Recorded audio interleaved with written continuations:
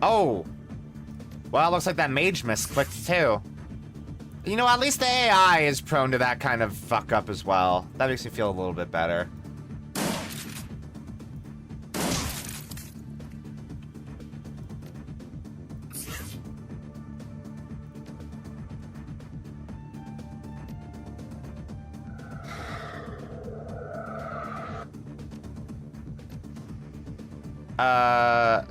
Improve Glory's aim as well. Yeah, it would be really nice. Especially since Glory only has one medkit left right now, I think. Come on! Okay. The odds are always against me in this fucking game.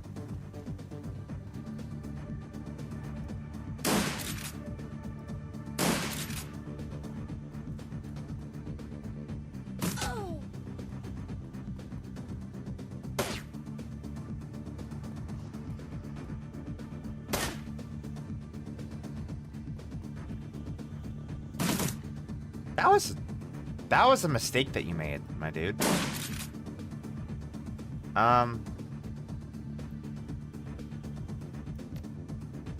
Just 5 bullets? Wow. Oh, but that's a great attack, though. Holy shit. What? Oh my god. Fucking 93%. XCOM ass video game.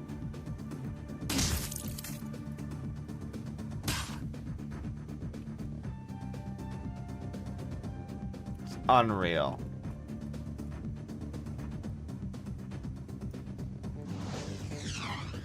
I mean, yeah, I can't even complain about that one. That one had low odds.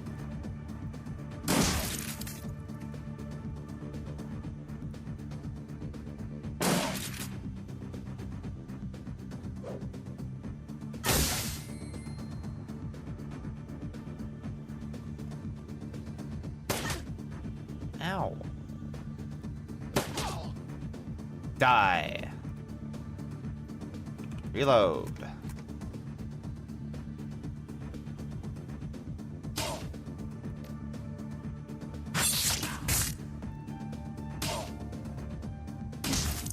Good job, Glory. God, you're so good.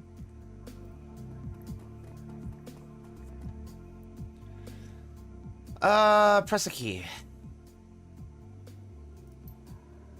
Read the first message. Borchard, Hans to admin. We need to organize an all-staff meeting to discuss lab safety. Everyone is overworked and overstressed, and that's a perfect recipe for workplace accidents. I am telling you, we cannot afford any more accidents. The loss of Van Wijck has been... Van Wijck has been hard on everybody. He was well-liked, and watching him die in such a horrible fashion has been hard on morale. The staff is still committed to the cause. They all know what they signed up for, and they know how important this is. But losing such a good man because of such basic lapses in lab safety has been a difficult pill to swallow, Borchard. Falkenrath Adolf to admin. I am writing this to request additional security for the animal testing lab. You know how large and vicious these creatures can be. Without more trained handlers on staff, we're just begging for another accident. You remember what happened to Van Wijck. Stop making me say that. I'd also like to repeat my request that the animals be defanged, declawed, and muzzled, preferably someplace far away from the lab. Our having to use them is unavoidable due to their genetic similarity to our targets, but that doesn't mean that we can't take precautions. Falkenrath. Okay. Denuf Ingrid. I just wanted to thank you for pushing to bring the new Hermetic lab online. It's good to know that you're listening to our requests. The research that the Hermetic researchers have been doing should make our work with the Panacea much more manageable.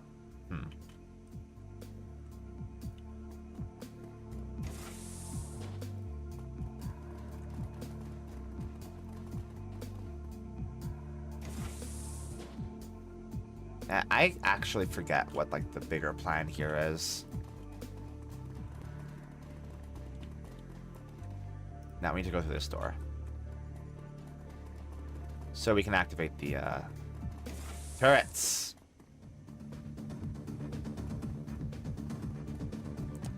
That's a lot of people, though.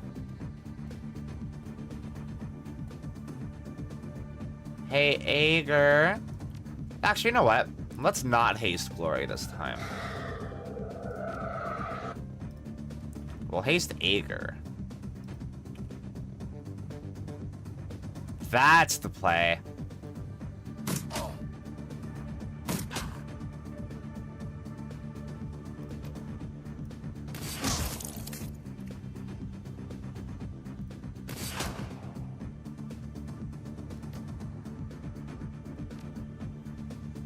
Oh, God.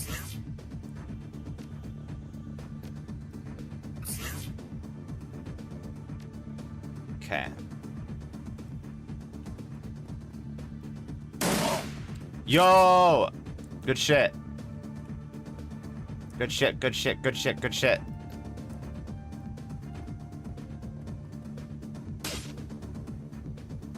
Die. And... Ah. Alright. That's fine, too. Dietrich, you stay right here.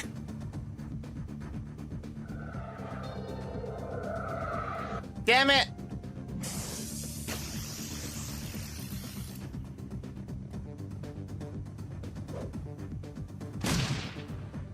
God, are you for real?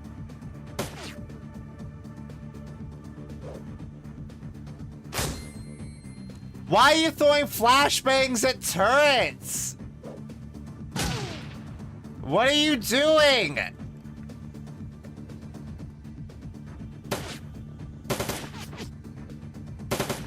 These turrets fucking suck.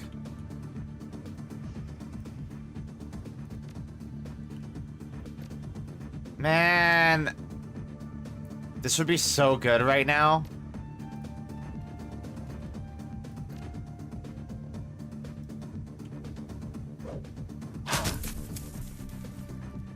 Holy fuck.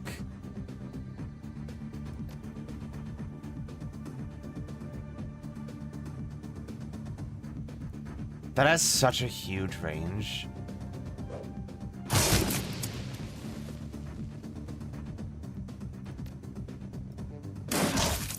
Oh my god. Target-rich environment, baby.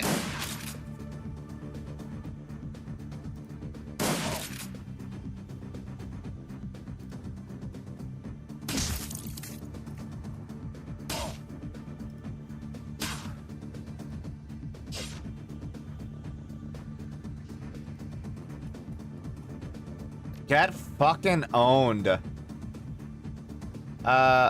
Yeah. Fuck it.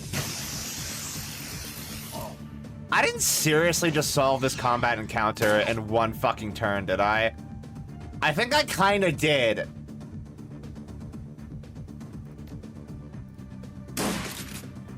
That felt really fucking good.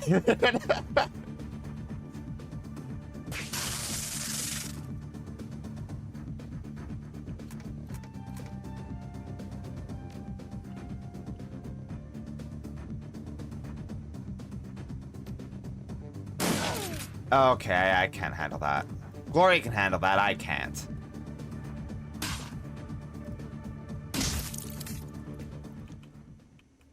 Whew. That felt great.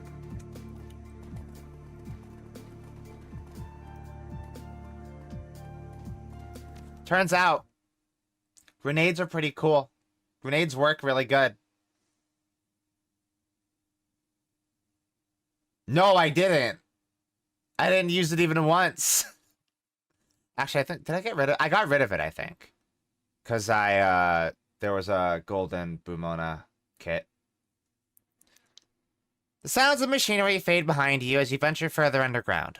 Whoever built this facility was clearly well-financed. It must have taken years to design, excavate, and build a complex like this in secrecy. You continue through dimly lit halls, finally stepping into what appears to be another laboratory area. The corridor before you is deserted. Dr. Adrian Vauclair is somewhere within this facility, and with him, the answers you seek. Do I still have that? Let's see. No, yeah, I got rid of it. So I wanted the safety of having an extra trauma kit.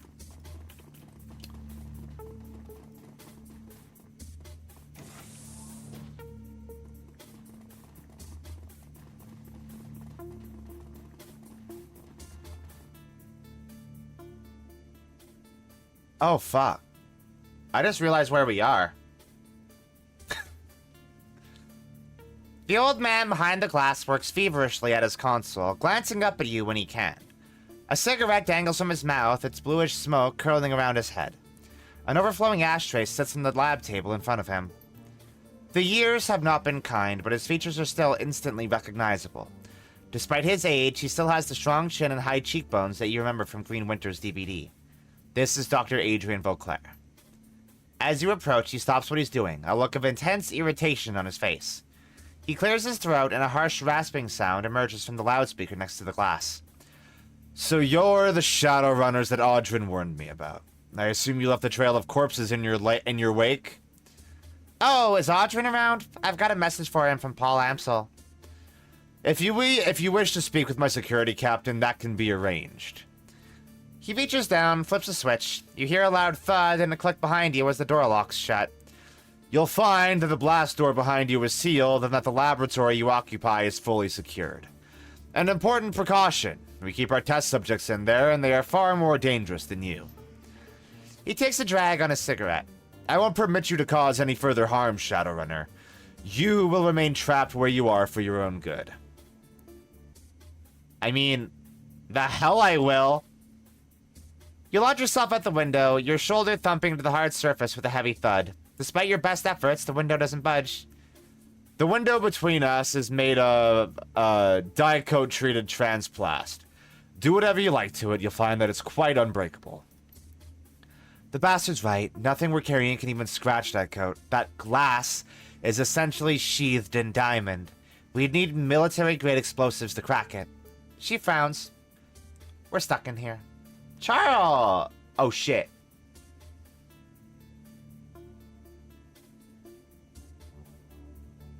Fuck yeah. That's gang shit. Now, he fixes you with a level stare. I want to know why in the hell you've so violently interjected yourself into my business. First, you break into my estate, which you didn't even know was mine, apparently. Then you spend what must have been a small fortune to track me down. You locate my AI, destroy it, then drive all the way out to the countryside. And finally, you shoot your way into my laboratory. He leans forward, hands on the table, his eyes narrowed into a piercing stare. So I have to ask you, Shadowrunner, who are you, and why in God's name are you here? You've almost got that right, Doc, but Apex isn't dead. I broke its chains. It's on my side now. A violent bout of coughing nearly bends him over double. He clutches at his chest. No, that's good. I like that. Oh, good God! You let it free! If you set that thing loose, if you think that it's your friend, then you're a bigger fool than I could have imagined. I just don't have the words. He takes a long drag on his cigarette, holds it, and slowly releases the smoke. It seems to calm him. If Apex is not dead, then it would appear that my timetable is even shorter than I'd thought. No matter. It can't stop me from doing what I need to do. Now answer my question and be quick about it. Why are you here?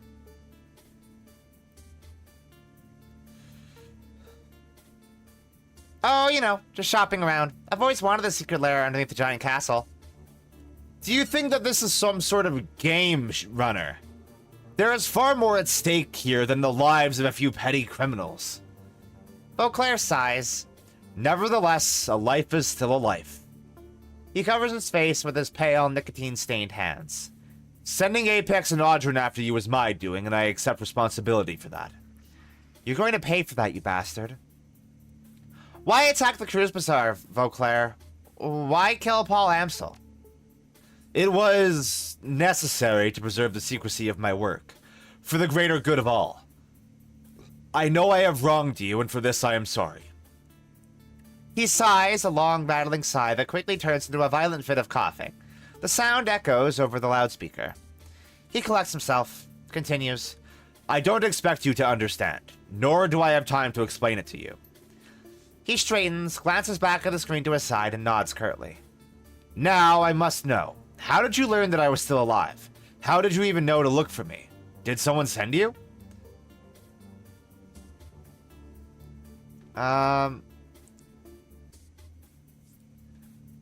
Yeah, I feel like being so snarky with this guy, because fuck this guy.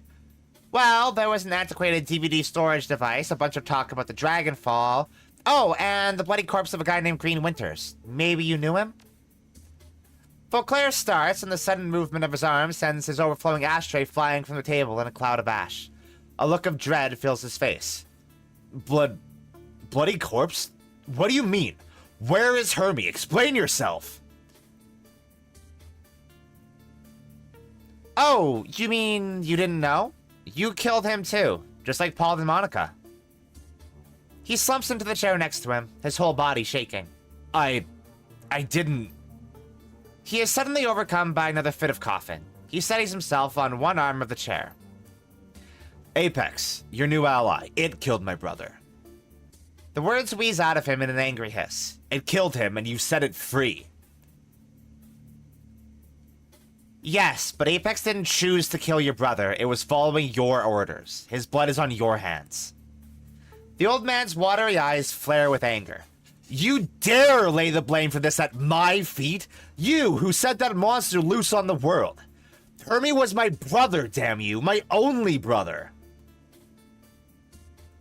Apex killed him for you, Beauclair, not for me. He closes his eyes, and a tear traces its way down the gaunt hollow of his cheek. Oh, Hermie, the things I've sacrificed. All for this. All for Panacea. All for tonight. Panacea, you're a modified virus. What's tonight, Doctor? What are you planning with Panacea? He looks up dazed, his eyes unfocused. Yes, you know about it then. Panacea is my life's work. A permanent solution to an age-old problem. It will mean the end of the dragons. Not just Fireshwing. All dragons. Let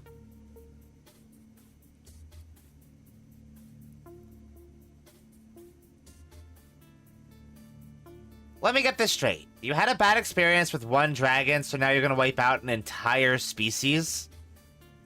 Beauclair fumbles in his pockets, produces a fresh cigarette. He lights it with shaking hands and breathes in deeply. The orange glow of the cigarette flares bright.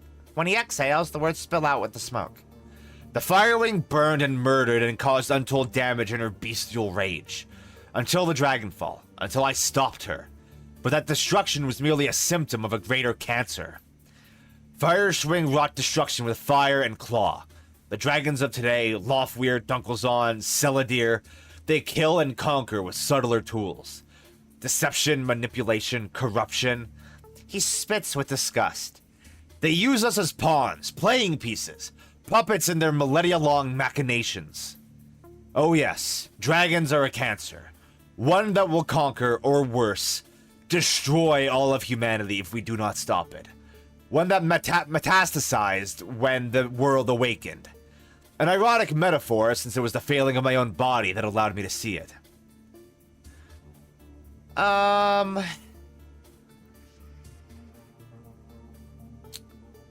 Let me guess. You have cancer. Late stage 2. If I had to guess, I'd say leukemia. He is racked again by violent coughing, allows it to subside, takes another long drag on his cigarette, the ash creeping closer and closer towards his mouth. Your friend is correct. I suffer from cancer of the blood. Brought on by the radiation of the SOX, no doubt. It was when I heard my doctor's diagnosis that I realized what I had to do. What my life's work would be in the time that I had left. I'm sorry, Hermie. I'm sorry that you won't be able to see it for yourself. I'm sorry that I failed you. Beauclair turns his attention back to the computer, stubbing out his cigarette. He grabs a fresh one from the pack and lights it. Tonight I will release Panacea to the world. And how absurd that the instrument of the Dragonkind's destruction He presses a button on the terminal, and a large observation window at the far end of the room rises slowly open. Will be carried by Fire Swing herself.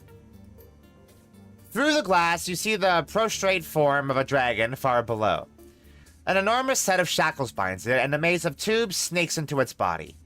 The tubes connect to a cruel-looking apparatus that has been mounted to the wall. Son of a bitch. Look at that. He found her alive in the SOX after all. Tonight, the Firewing will fly again. Infected with Panacea, she will slowly be destroyed from within. But before that happens, she will provide the catalyst for global transmission of the virus. Catalyst? What catalyst? As if spurred on by the sight of the dragon below, he begins typing furiously at his terminal. Fireswing's fire will carry the agent in its dormant state. Any metahumans exposed will become carriers, will spread the disease to other dragons. The carriers will be infected with Panacea as well, but it will not harm them. To non-dragons, it is a nuisance, nothing more. When a critical mass of carriers is achieved, my Panacea will become unstoppable. It will spread across the globe in a relentless tide. However, if it does not reach this critical mass, it will fizzle, die out, become inert. Hence the need for a ground zero, a flashpoint for a mass infection event. He looks to the ceiling, mumbling to himself. I'm sorry, Hermie. I know how you loved your flux state, but that doesn't matter now. It must be Berlin.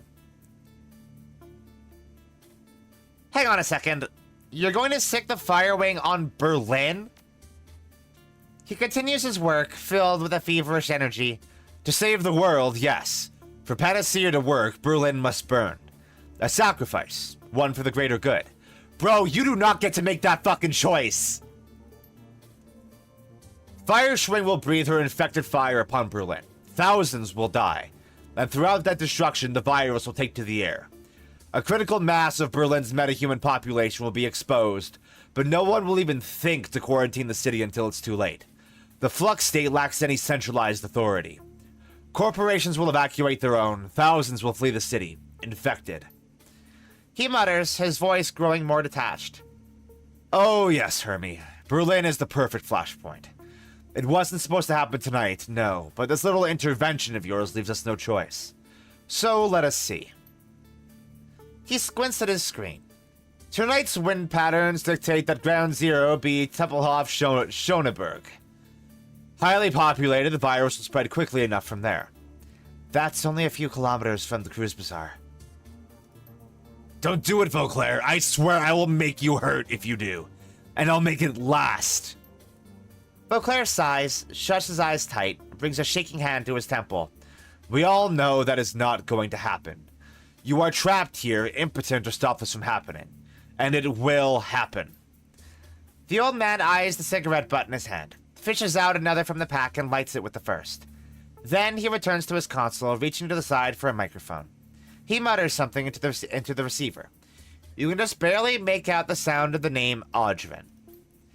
When he turns to address you again, his voice is level. The shaking in his hands seems to have subsided. Security will be here soon. Wait where you are and they will take care of you. The sacrifice that I'm making tonight is a necessary evil. It cannot be helped. So long as you remain confined, I will not take action against you, however much I might want to. You helped the thing that killed my brother. Set it free with no regard for the consequences. You deserve to suffer, but not by my hand. There will be enough death on my conscience tonight. Man. This man is really good at shifting the blame, huh?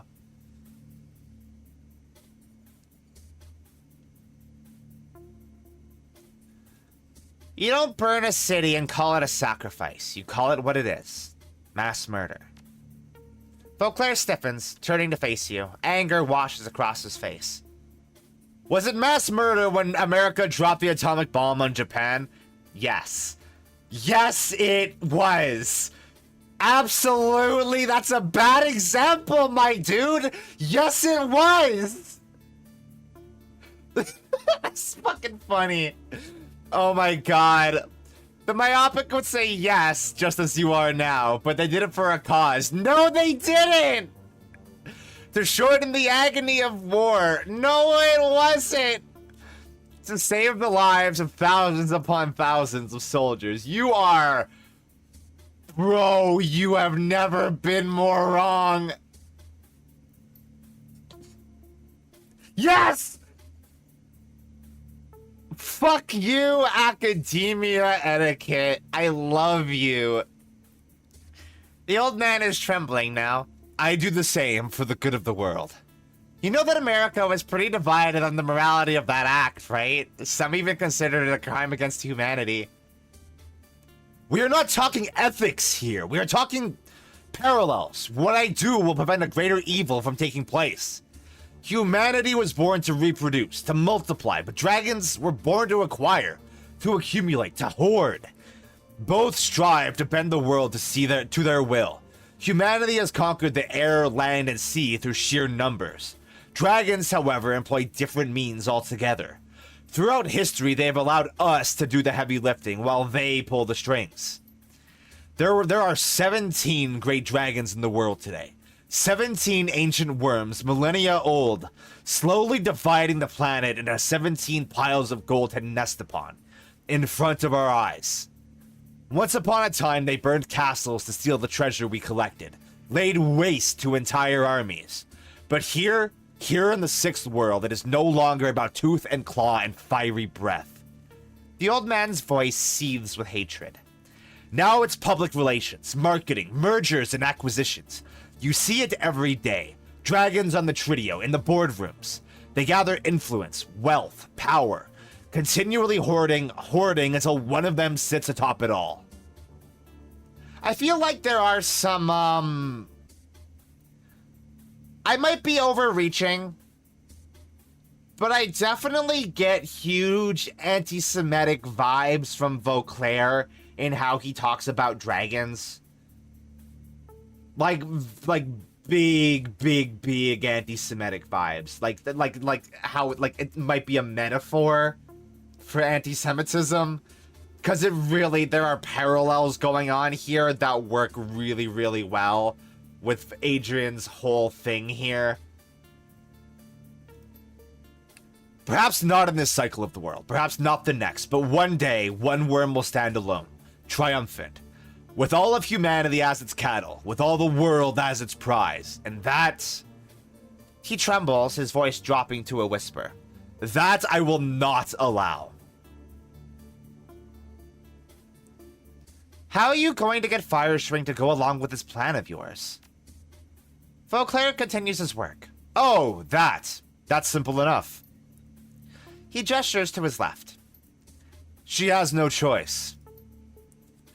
The gaunt woman in the containment cell stands rigidly, her face pressed against the glass, her haunted yellow eyes tracking your every move. She appears frightened, disoriented, lost. Her mouth moves silently, her voice muted by her glass cage. So the stories Green Winters found were true. Fireswing's astral form was separated from her body when she fell. You trapped it somehow. Yes, but that came later. In 2012, we took down Fireswing with an experimental weapon. This device, suffice it to say, I couldn't fully predict how it would affect her. In 2036, I led a search team into the SOX. I had to know what really happened to the creature that I had slain. We found her alive, in a way. The dragon's astral form, her spirit, you might say, had been ripped from her body by the weapon. It was trapped inside a young woman living in the SOX.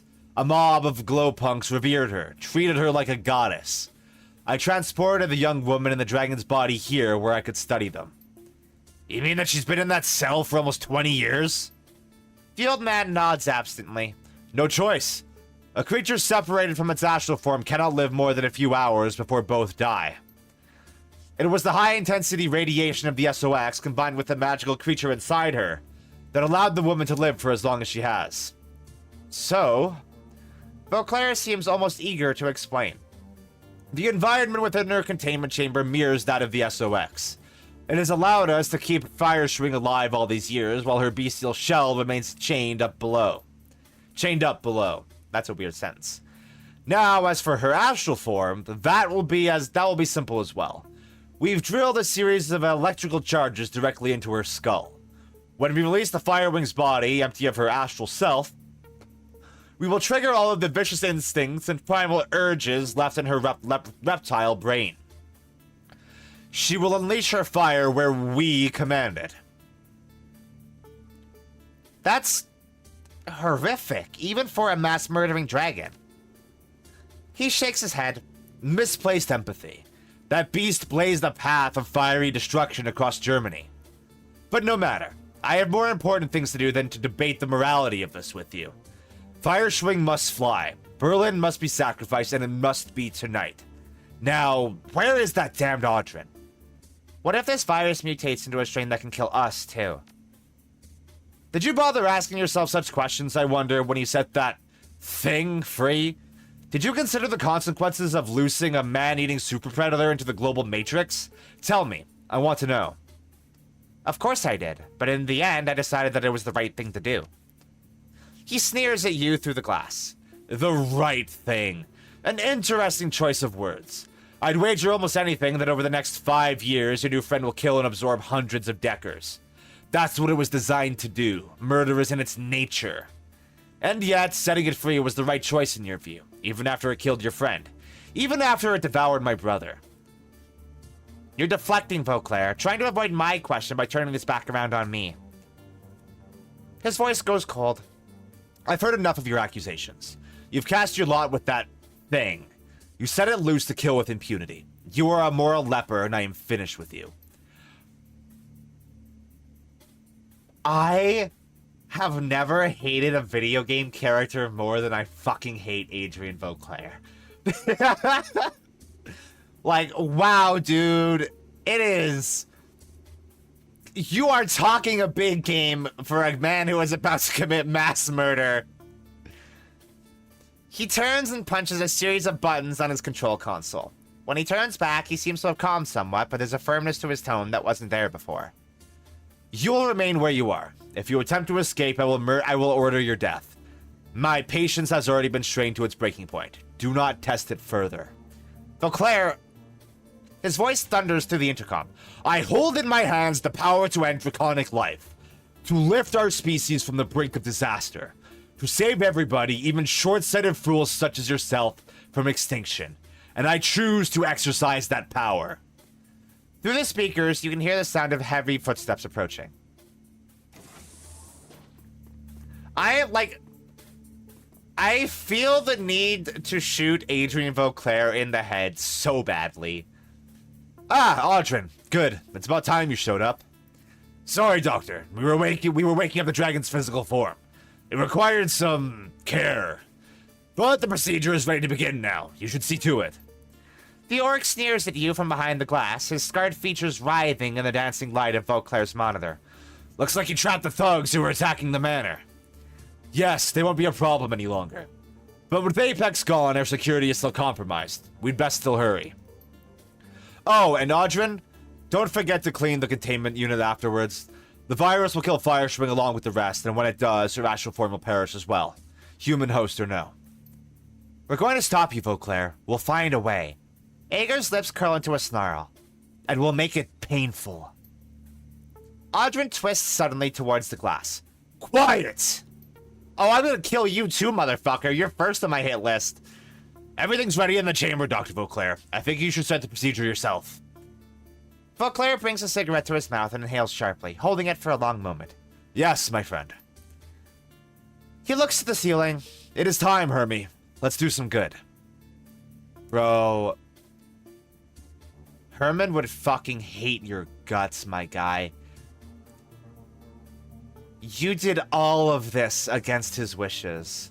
He wanted you to try to live a normal life and let all of this go. And now you're committing massive atrocities. And speaking to him like he would agree with you and burning the flux state. After you killed him with your pet AI. This man is fucking delusional and I fucking hate him. I despise the kind of character that Adrian Vauclair is. Yeah. Yeah, exactly. Like, for a character I didn't know was the villain until last mission, I hate him with every fiber of my fucking being. Which isn't even to go into, like, the additional thing. of the fact that his whole plan threatens the Cruise Bazaar, which we have come to call home throughout the game. Like, fuck. Beauclair stubs out his last cigarette with a heavy sigh. I will begin the infusion process. Audrin, please make sure our guests here are securely locked away before you come down. The old man glares at you through the glass. I go now to do a hard thing, perhaps even an evil thing, but a thing that is necessary for the good of us all. And as for you, Shadowrunner, I suggest that you sit back and wait for the inevitable. It won't be long now. Without another word, he turns and exits the room.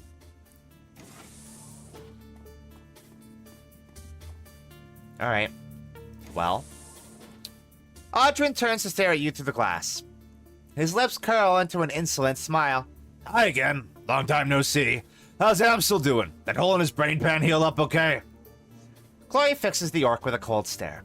Taunt all you want. If we get out of here, you'll wish you'd never set foot in the Cruise Bazaar. The burned orc knocks on the heavy transplast window separating you. Afraid that's not gonna happen. This lab's locked down tight like the doc said. The test subjects that they keep in there don't play well with others. Dangerous, nasty things. And they don't smell great either. But you'll see for yourself in a second. Been meaning to talk to you about that. You could use some deodorant yourself, big guy. The stink from your smoldering corpse will cover it, asshole. He checks the monitor. Listen, I gotta go. Have fun with the test subjects while I'm gone. He grins and flips a switch on the console. You hear the hiss of doors sliding open nearby. If you're still alive when I get back, I'll put a bullet in you or something.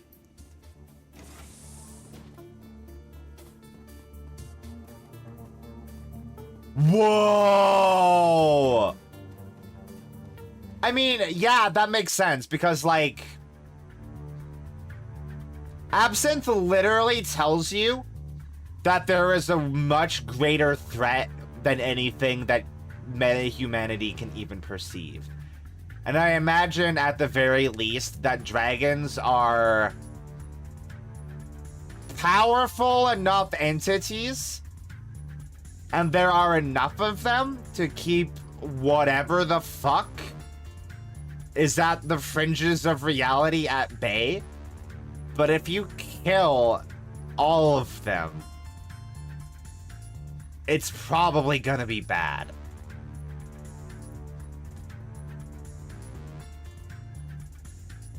That's a fire drake. We haven't seen one of those, like, ever. Okay, we're gonna cast Haste on Aegir again, because I think that was a good strat.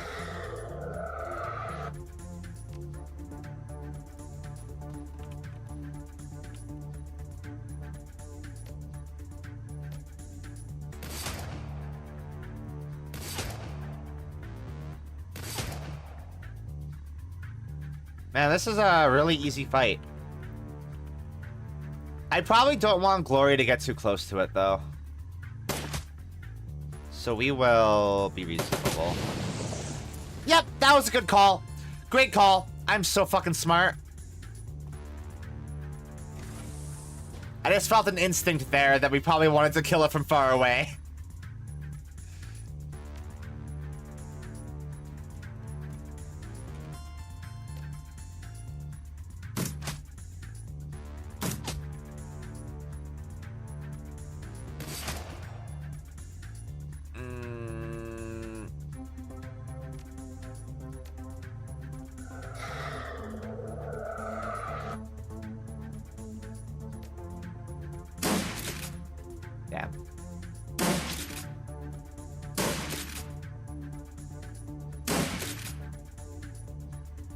It does super cramp Glory's style. Glory doesn't get to fucking do anything. Well.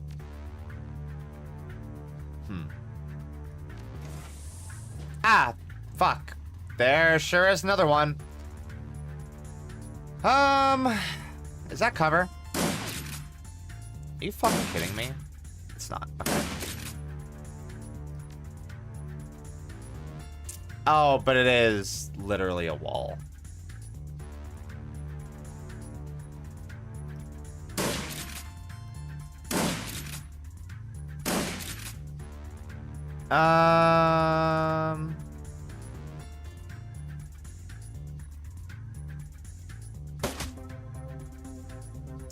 Wow, Glory does fuck all damage with pistol, huh?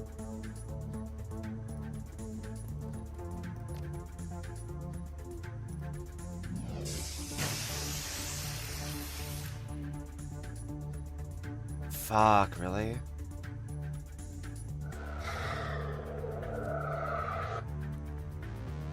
Oh. Uh-oh. Oh, it didn't do anything.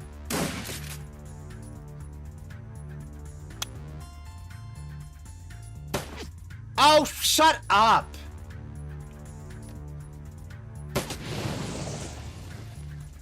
Is that... Oh, that's probably literally, like, damaging fire, huh?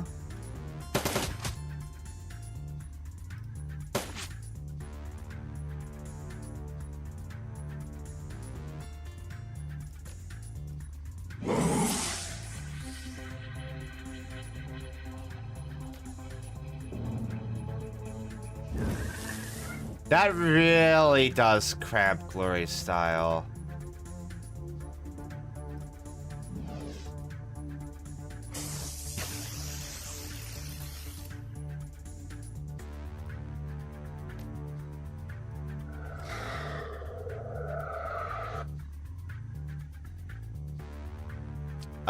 This is probably a bad idea, but we'll do it.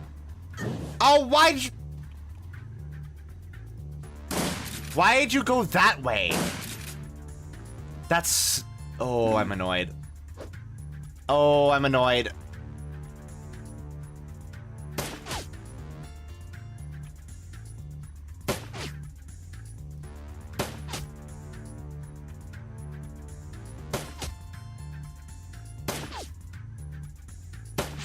Man, these test subjects are kind of fucking bad.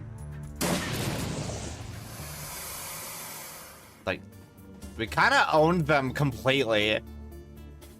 Yeah, I don't fucking need that, I guess.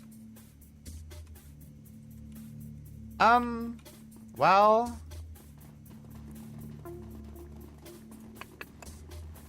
Oh, right. I mean, there's a lady to talk to here, isn't there?